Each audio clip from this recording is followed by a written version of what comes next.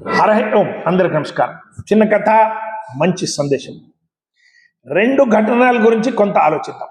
ఈ రెండు ఘటనలు వాస్తవంగా జరిగింది. మీరు ఇంటర్నెట్లో కొడితే రెండు ఘటనలు వస్తాయి. ఒకటి తెలుగు పేపర్లో వచ్చింది, ఒకటి హర్యానాలో జరిగింది. నెట్లో కొట్టి చూస్తే రెండు మీకు ఒరిజినల్ ఇన్ఫర్మేషన్ దొరుకుతుంది.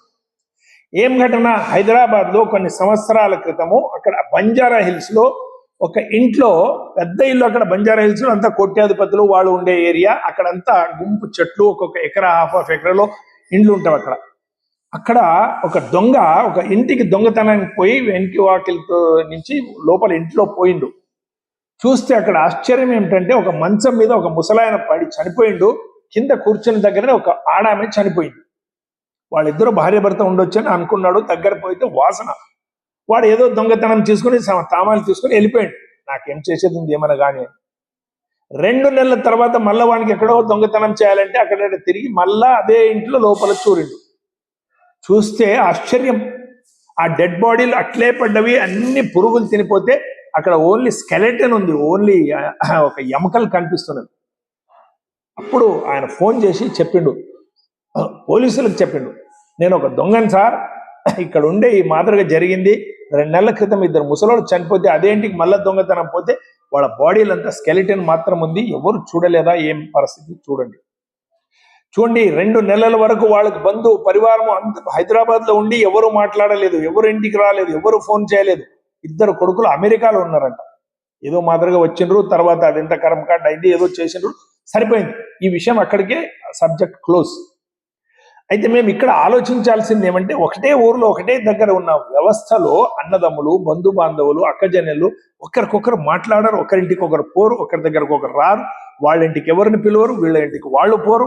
ఈ మాదిరిగా సంస్కృతి అయిపోయింది. కేవలంగా తాను, తన భర్త, తన భార్య, తన పిల్లలు హాయిగా తినాలి, కూర్చోవాలి, పెద్ద ఇల్లు ఉంటుంది, కారు ఉంటుంది, పైసలు ఉంటాయి విపరీతంగా, ఆరోగ్యం బాగుంటుంది, ఇంట్లో వంట చేసేటోళ్ళు ఉంటారు, రకరకాల వంటలు తింటారు, టీవీలో ప్రోగ్రామ్స్ చూస్తారు, పేపర్ చదువుతారు, కుక్కలు సాకిండ్రు, కుక్కలతో తమ ప్రేమ పంచుకుంటారు, అయిపోయింది జీవితం, చచ్చిపోతారు ఒకరు. ఇది సంస్కృతి మనది కాదు. ఇదే ఘటన హర్యానాలో ఒకటి జరిగింది. అక్కడ ఏమైంది, ఒక రిటైర్డ్ కెప్టెన్, మిలిటరీ కెప్టెన్, ఆయన భార్య, ఆయన ఇద్దరే ఉంటారు అక్కడ హర్యానాలో. 2 కొడుకులు అమెరికాలో ఉంటారు. భార్య చనిపోతుంది. ఫోన్ చేస్తాడు కొడుకులకి, నానా మీ తల్లి చనిపోయిందిరా, అమ్మ చనిపోయింది రాండి. 2 కొడుకులకు ఫోన్ చేస్తాడు. ఒక కొడుకు మాత్రం పెద్దోడు వస్తాడు, కర్మకాండ అంతా జరుపుతాడు, ఇంకా రిటర్న్ పోవాలి తొందరగా. నాయన నేను ఎల్లుండి పోతున్నా, నా టికెట్ అయింది. సరే నాయన పోయిరా. అరే అమ్మ చనిపోయేటప్పుడు చాలా నీ తమ్ముని జ్ఞాపకం చేస్తుండరా, చిన్నప్పటి నుంచి నీకు తెలుసు కదా తమ్ముని మీద ఎక్కువ ప్రేమ. అమ్మ చనిపోయేటప్పుడు కూడా వాని పేరే నోట్లో వచ్చిందిరా, వాడిని చాలా తలుచుకుని చనిపోయింది, తమ్ముడు వచ్చింటే బాగుంటుండే అని తండ్రి చెప్తాడు పెద్ద కొడుకు దగ్గర. ఆ పెద్ద కొడుకు చెప్పిన ఉత్తరం చూడండి, మీ కండ్లు కూడా నీళ్ళు వస్తాయి. ఆయన ఏం చెప్తాడు, నాయనా నేను తమ్మునికి ఫోన్ చేశాను, అమ్మ చనిపోయిందిరా, పోదాం ఇండియాకి అంటే. ఇప్పుడు ఆయన నేను ఉండే స్థలము ఏరోప్లేన్లో 6 గంటల ప్రయాణం ఉంది, అంత దూరంలో ఉంటాడు నాయన. నేను పోయి ఇంట్లో మాట్లాడించడానికి కూడా కాదు, 6 గంటలు ఏరోప్లేన్లో ప్రయాణం చేస్తే వాడి ఊరు వస్తుంది, అంత దూరంగా అమెరికాలోనే ఉంటాడు.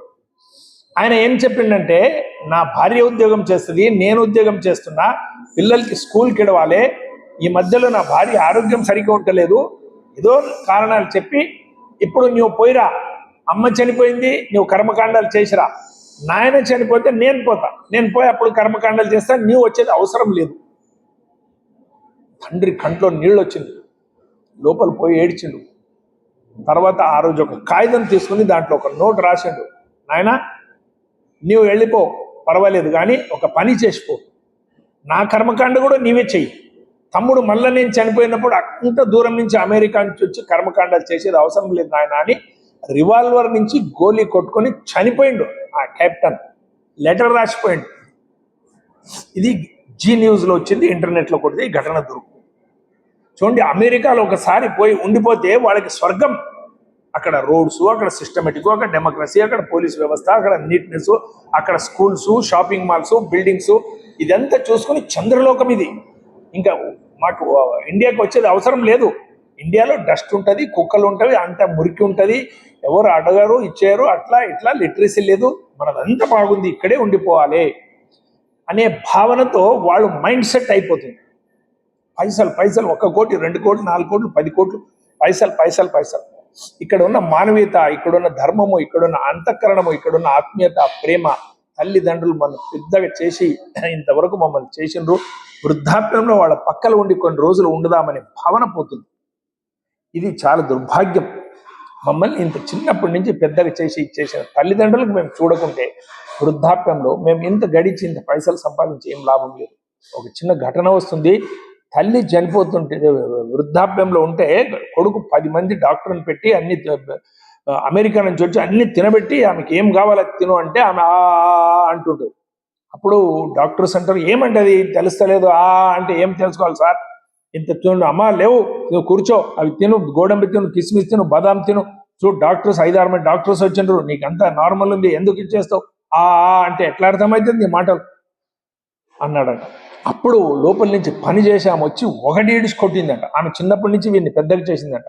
అరే నీవు అప్పుడు పండుకొని అమ్మ మీద ఉచ్చలు పోస్తే అమ్మ తడి బట్టల మీద పండుకొనింది ఎన్నో రాత్రులు, నీకు ఆకలి అయితే నీవు అని ఏడిస్తే అది ఆకలి అయిందని నీకు అన్నం పెట్టిందిరా. ఇప్పుడు ఆమె చనిపోయేటప్పుడు అంటే నీకు భాష అర్థమైతలేదా, పక్కన కూర్చో, నెత్తి మీద చెయ్యాడి, అమ్మకు ఒక ముద్ద నోట్లో పెట్టు, అంత అర్థమవుతుంది అని చెప్తుంది. కంట్లో నీళ్ళు వస్తావు వానికి, అయ్యో నేను పొరపాటు చేసిన అని చెప్పి పక్కన కూర్చొని మళ్ళీ తినబెడతాడంట.